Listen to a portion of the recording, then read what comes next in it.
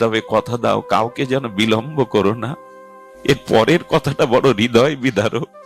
কি বট, আমি কথা দিচ্ছি আমার ঘাটে যারা যাবে আমি তাদের 2 ডাক দিতে দেব। দূর থেকে কাঁদতে কাঁদতে চোখে রক্ত ঝরেছিল। প্রভু, আজ তুমি রাজি বলেছ, মর্যাদা পুরুষোত্তম, তুমি বনবাসে যাচ্ছ, আমার বাড়ি যাবে না প্রভু? গোহাক চণ্ডাল বলছেন আমি চণ্ডাল বলে, বলো না, আজ যে আমার আর গৃহে ফেরা হবে না। গৃহে আমি যেতে পারবো না, তবে এই গঙ্গার তীরে আমি রাতটুকু কাটাতে চাই, ভোরবেলা আমি পার হতে চাই। কি করেছিলেন জানেন? গোহাক চণ্ডাল ঘাস দিয়ে আসন তৈরি করে সীতামা আর রঘুপতি রামের জন্য একটা বিছানা করে দিয়েছিলেন, আর ওইখানে সকলে ঘিরে বসে রামচরিত্র শুনেছিলেন লক্ষণের মুখে। আর ভোরবেলা আপনারা পারের কথা তো জানেন, অনেকবার বলেছি, এটা বড় চমৎপ্রদ। ওই যে রামকথা গুণকীর্তন হচ্ছিল, ওর মধ্যে ওই ঘাটের একজন পাটনি, কিবট, কিবটকে কি বলে? নৌকা পারাপার করার পাটনি, নাম হলো মাধব পাটনি। মাধব পাটনি রামচরিত্র শুনে সকালবেলা গোহাক চণ্ডাল তো রাজা চরণে গিয়ে বললেন, রাজা আপনার মনে আছে একবার আপনি এই জঙ্গলেই মূর্ছিত হয়ে পড়ে গেলে আমি আপনাকে সেবা করেছিলাম, আমাকে একটা বর দিতে চেয়েছিল? বলে, হ্যাঁ রে, গোহাক চণ্ডাল তো রাজা, উপজাতিদের রাজা। বলেন, আমি তোকে বর দিতে চেয়েছিলাম, স্মরণ আছে, চেয়ে নে। বলে, আগামীকাল সূর্য ওঠার সাথে সাথে প্রভাতে প্রভু রামচন্দ্র মা জানকী লক্ষণকে নিয়ে পার হবে। আমার বর হলো এই খেয়াঘাটে অনেক ভালো ভালো ময়ূরপক্ষী নৌকা আছে, আমার নৌকাটা ভাঙা।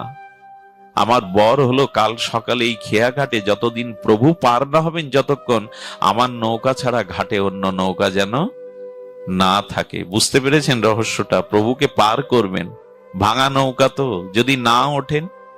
রাজাকে সুস্থ করে বর নিয়ে নিলেন। প্রভাতে গামছা মুড়ি দিয়ে গামছাটা মাথায় বেঁধেছে, হালটা হাতে নিয়ে নৌকার ওই পাশে দাঁড়িয়ে নৌকাটা একটু নদীর তীর থেকে একটু দূরে সরিয়ে রেখেছেন। রামচন্দ্র ভগবান তিনি কি করেছেন? আজ ভোরের আলো উঠবার সাথে সাথে তিনি সুমন্তকে বলছেন, সুমন্তকে আনতে পাঠিয়েছিল, রথ নিয়ে আনতে পাঠিয়েছিল। রথ নিয়ে যখন আনছেন, সুমন্তকে বলছেন, ফিরে যাও, 14 বছর পরিপূর্ণ না হলে আমি ফিরে যাব না।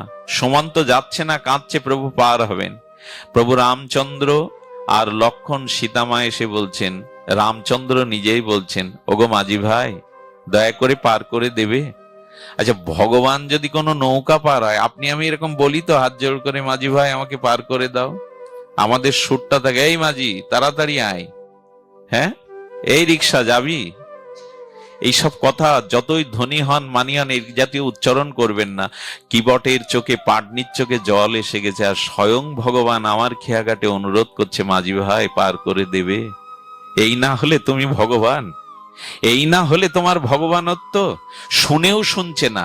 রামচন্দ্র যখন 2-3 বার বলছে, ভাই আমাকে দয়া করে পার করে দাও, বেলা উঠে যাচ্ছে, লক্ষণের তো চিরদিনই রাগ। বলেন, দাদা তোমার ভক্ত যারা হয় তারা কেউ তোমার কথা শোনে না, অথচ তোমার ভক্ত। লক্ষণের তো একটু রাগ বেশি। মা বলছে, তুমি ডাকছো এত করে, শুনছে না তো, যে তোমার ডাক শোনে না সেই হয় তোমার। রামচন্দ্র ওর মধ্যেও হাসছেন, হেসে বলছেন, ডাক না শোনার 2টো কারণ। এক, কারো প্রতি কারো বিদ্বেষ থাকলে সে ডাক শোনে না, আর কারো প্রতি কারো খুব বেশি গাঢ় প্রেম থাকলে সহজে সে তার ডাক শোনে না। লক্ষণ, তোমার জানা নেই ও কেন ফিরছে না, তবে বলি শোনো, যে ডাক না শোনে সেই বেশি, তার সাথেই বেশি আমার হৃদয়ের সম্পর্ক। তার কারণ কি জানো? কোন দোকান খুলে সকালবেলায় যদি বাকি খরিদ্দার আসে, দোকানদার মনে মনে একটা কথা বলে, আর সারাদিন এই বাকিতেই যাবে। তো শুরু করেছে তো তুমি আর সীতা। আচ্ছা, সীতা বা তোমার কি বনবাস হয়েছিল? না। আমি কি তোমাদের নিষেধ করেছিলাম আমার সাথে না আসতে? শুরুটা তো করলে তো সকাল থেকে তোমরাই। এখন যার কাছে যাব সে আমার কথা শুনবে না। এর মধ্যে লক্ষণে রাগ রেমে গেছে, আসলে আমাকেই তো নিষেধ করেছিল প্রভু। বলে, ওই আর একজন রথে, ও যাচ্ছে না, এও তোমার ডাক শুনছে না। বলেন, ওই বৌনি বেলায় বাকি খরিদ্দার এলে যা হয়। লক্ষণের মুখে তো হাসি আনতে হবে, ভগবান যেখানে সেখানে নিরানন্দ কোথায়। এইবার ডাক শুনেছে, মাঝি ভাই ফিরে দাঁড়ানোর পর লক্ষণ বললেন, তুমি এর আগে শুনতে পাওনি? বলে, পেয়েছিলাম। বাবা কিবটের কি উত্তর? আমি পেয়েছিলাম শুনতে, উত্তর দাওনি কেন? প্রভু ডাকছেন। বলে, ইচ্ছা করে দেয়নি। ইচ্ছা করে দাওনি কেন? তো প্রভুকে শিক্ষা দেওয়ার জন্য, ভগবানকে শিক্ষা দেওয়ার জন্য। কি শিক্ষা একটু বলো? বলো, প্রভু এই খেয়াঘাটের মাঝে আমি গঙ্গার। আচ্ছা, গঙ্গায় ছাড়া অন্য নদীতে গেলেন না কেন? গঙ্গা যেমন স্রোতস্বিনী, এই কিবটের মনেও রাম প্রেমের স্রোত বইছে। জানে গঙ্গায় থাকলে একদিন ভগবানকে পাবো। হরিকথার গঙ্গায় যারা থাকে, গঙ্গার তীরে যারা থাকে, তারা একদিন পাবেই। কিবট তখন বলছেন, শিক্ষাটা হলো এই, শিক্ষাটা হলো এই, প্রভু তোমার খেয়াঘাটে এই জগৎ জীব একদিন যাবে, তোমার খেয়াঘাটে একদিন সমস্ত জীব যাবে। আমি তোমাকে এই শিক্ষা দিচ্ছি, সেদিন এক ডাকেই তাদের পার করে দিও। বেশি ডাক দিলে যেমন যাত্রীর কষ্ট হয়, তুমিও যেন তোমার পারে কাউকে এই কষ্ট দিও না। চিন্তা করা যায় এসব কথা প্রভু? তোমার ঘাটে যখন যেদিন আমরা জীব যাবে, সেদিন এক ডাকেই নৌকা কুলে ভিড়িয়েও যেন দেরি করো না, এই শিক্ষাটা দিলাম আমি। রামচন্দ্রের চোখে চিকচিক করে উঠল জল। কিবট, আমি কথা দিচ্ছি, আমার ঘাটে যারা যাবে আমি তাদের দুই ডাক দিতে দেব না। এখন তো পার করো। বলেন, প্রভু তোমাকে আমি পার করব না, সামনে যাও, গঙ্গা শুকিয়ে গেছে, মাজার সমান জল, পার হতে পারবে, যাও, আমি তোমাদের নৌকায় পার করব না। বলে কি? রামচন্দ্র মৃদু মৃদু হাসছেন। লক্ষণ তো রাগের অভ্যাস, পার করবি না মানে? লক্ষণকে বলছেন আসতে। বলেন, প্রভু রামচন্দ্র তখন বলছেন, আমি লক্ষণ পার হতে পারবো, তোমার মা এক কাপড়েই চলে এসছে, জানো কি, ও পার হতে পারবে না, তুমি দয়া করে পার করে দাও। বলে, একটা সত্য আছে প্রভু, তোমার কথায় আমি পার করতে পারি। তোমার সাথে আমার শত্রুতা নেই, তোমার চরণের সাথেও শত্রুতা নেই, কিন্তু তোমার চরণ ধুলির সাথে আমার শত্রুতা আছে। কেন জানেন? বললেন, আমি গতকাল শুনেছি ঠাকুর, তোমার লীলা কথা রাত জেগে শুনেছি, তুমি নাকি এক পাষাণের উপর তোমার পা তুলে দিয়েছিলে, সেই পাষাণী নারী মূর্তি হয়ে গেছে, মানবী হয়ে গেছে পাষাণী। তা আমার নৌকাও যদি তোমার চরণ ধুলো দাও, আর এ যদি মেয়ে ছেলে হয়, এক স্ত্রীকে টানতে পারছি না, আবার একে কি করে টানবো? বোঝা গেল কথাটা? নিন্দার ছলে কিভাবে রামের চরণের ধুলির প্রশংসা করছে। তুমি নাকি পাথরের উপরে অহল্যা উদ্ধার, পাষাণীর উপরে পা দিলে নাকি তোমার সেই চরণ ধুলিতে মানবী হয়ে গেল পাষাণী। আমার নৌকাও যদি আর একটা স্ত্রী হয়ে যায়, প্রভু টানতে পারবো না, এক স্ত্রীকে সামাল দিতে পারছি না, আর ওকে কি করে টানবো? তো তখন লক্ষণ একটু মজা করে বলছেন, স্ত্রীকে বোঝাবে, এও যদি স্ত্রী হয়ে যায়, স্ত্রীকে বোঝাতে পারবে না। এখন প্রভুকে বোঝাচ্ছ খুব ভালো করে, হ্যাঁ, ভগবানকে বোঝাচ্ছ, ঘরের বউকে বোঝাতে পারবে না। আস্তে আস্তে বললেন, ভগবানকে বোঝানো সহজ, ঘরের মানুষকে বোঝানো খুব কঠিন প্রভু। ভগবানকে বোঝানো যায়, ঘরের মানুষকে বোঝানো যায় না লক্ষণ ঠাকুর। ভগবান সরল, তাকে বোঝানো যায়। রাম বললেন, উপায় বলো। বলে, উপায় একটা আছে প্রভু, আমি জল ছেঁচি যে কাঠের, এটা ওর উপরে দাঁড়াতে হবে, আর আমি তোমার চরণ ধুয়ে সমস্ত ধুলোগুলো ধুয়ে দেব, তারপরে উঠতে আর সমস্যা নেই। বুঝতে পেরেছেন রহস্যটা? কোথায় যেতে চাইছে ও? মণি, ঋষি, যোগী, লক্ষ্মী দেবী, হ্যাঁ, যার চরণ ওইভাবে সেবার সুযোগ পায় না, দাবি করে বসলো। রাম বুঝতে পেরেছেন ওর মনের কথা। ঠিক আছে, সেই কাঠ জল ছাঁচার সেই কাঠের যন্ত্রের উপর দাঁড় করেছে, এই যে ওর উপরে দাঁড়ানো যায়। রাম যখন কাঁপছে দাঁড়িয়ে, তখন বলছে, প্রভু তোমার বুদ্ধি শুদ্ধি কম, তুমি আমার মাথায় হাতটা দিয়ে ঠেকান দিয়ে দাঁড়ালে তো আর পড়বে না। একদিকে চরণ আর মাথার উপরে প্রভুর হাত, এই না হলে আদায় করে নেওয়া ভগবান রে। রামচন্দ্র দক্ষিণস্থ মাথায় রেখেছে। লক্ষণ বলছে, জল কই চরণ ধোবে তুমি? পাশে গঙ্গা, এক ঘটি জল আনো।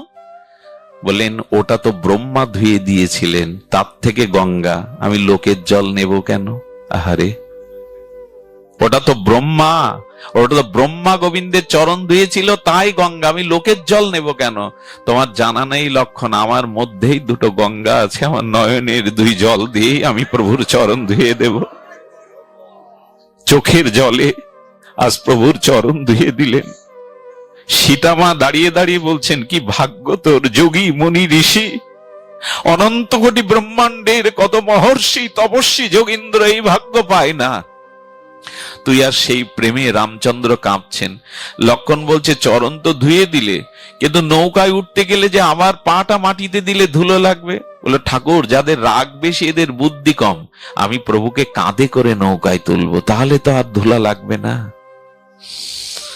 আজ ভক্তের দুয়ারে ভগবান, ভক্তের কাছে সব ছবি দিলেন। নৌকায় উঠল, বসেছেন রাম, লক্ষণ, সীতামা। বলুন তো, গঙ্গার নদীর উপরে প্রভাতের সূর্যের কিরণ মালায় কিবট বলছে, প্রভু এক জন্মে আমি কচ্ছপ ছিলাম, তুমি ক্ষীরোদ সায়রে লক্ষ্মী দেবীর চরণ সেবা করছিল, আমি কচ্ছপ হয়ে তোমার রাঙা চরণটা একটু ছুতে চেষ্টা করেছিলাম, কিন্তু লক্ষ্মী দেবী জন্তু মনে করে আমাকে ছুঁড়ে ফেলে দিয়েছিল। সেই দিন দুপোটা চোখের জলে বলেছিলাম, প্রভু কোন জন্মে যেন তোমার চরণ পায়, আর সেই আশা তুমি আমার পূর্ণ করছো। ভগবানকে চান, কোনো না কোনো জন্মে তিনি আপনাকে অবশ্যই কৃপা করবেন। চান, ভগবানের সেবা চান, কোনো না কোনো জন্মে এই আশা আপনার পূর্ণ হবে। সংসার চেয়ে কিছু পাবেন না, সংসারে কোনোদিন মনোবাসনা পূর্ণ হবে না। ভগবানকে চান, তিনি পূর্ণ করবেন। নৌকার ওপারে যেতে গিয়ে কিবট বারবার নৌকা ঘুরিয়ে দিচ্ছে, বারবার নৌকা, বুঝতে পারছেন, নৌকা ওপারে নিয়ে যাচ্ছে না, বারবার নৌকার মুড়ি ঘুরিয়ে দিচ্ছে। লক্ষণ বলছে করছো কি? আরে সবাই কাঁদছে ওপারে দাঁড়িয়ে, দ্রুত পার করে দাও। লক্ষণ ঠাকুর খুব রাগ হচ্ছে না, কেন আমি নৌকাটা কুলে ভিড়াচ্ছি না? তবে শোনো প্রভু, আমি আর একটা শিক্ষা তোমায় দিচ্ছি, যেদিন জীব তোমার নৌকায় উঠবে সেদিন ওপারে নিয়ে যেতে যেন দেরি করো না, খুব তাড়াতাড়ি পার করে দিও। যাত্রীদের নৌকায় উঠলে ওপারে বিলম্ব হলে যাত্রীরা উদ্বিগ্ন হয়, কাউকে উদ্বিগ্ন দেবে না তো প্রভু? আমি নৌকা ভিড়াচ্ছি, তবে কথা দাও কাউকে যেন বিলম্ব করো না। এর পরের কথাটা বড় হৃদয় বিদারক। পাড়নি উঠলেন, প্রভুকে প্রণাম করলেন। রামচন্দ্র বললেন, যে পার করে তাকে কিছু পারানি দিতে হয়, কড়ি দিতে হয়, কি দেব তোমায় কি ভট? বললেন, প্রভু তুমি বোকা, তুমি সরল। কোন মাঝি যদি কোনো মাঝির নৌকায় ওঠে সে কি পয়সা নেয়? কোন ড্রাইভার যদি কোনো ড্রাইভারের গাড়িতে ওঠে সে তো পয়সা নেয় না। তুমিও মাঝি, আমিও মাঝি, তুমি কেন আমায় পয়সা দেবে? লক্ষণ বলছে, তুমি মাঝি আমি মাঝি মানে? আমার দাদা কোন জায়গার মাঝি? বললেন, এই ভব সংসারের মাঝি রঘুপতি রাম। একদিন তার কেয়া ঘাটে আমাদের সবাইকে দাঁড়াতে হবে। সেদিন বলে দি প্রভু, আজ আমি করি যেমন নিলাম না, সেদিন আমার কাছেও কোনো কড়ি চাইবে না, তুমি পার করে দিও।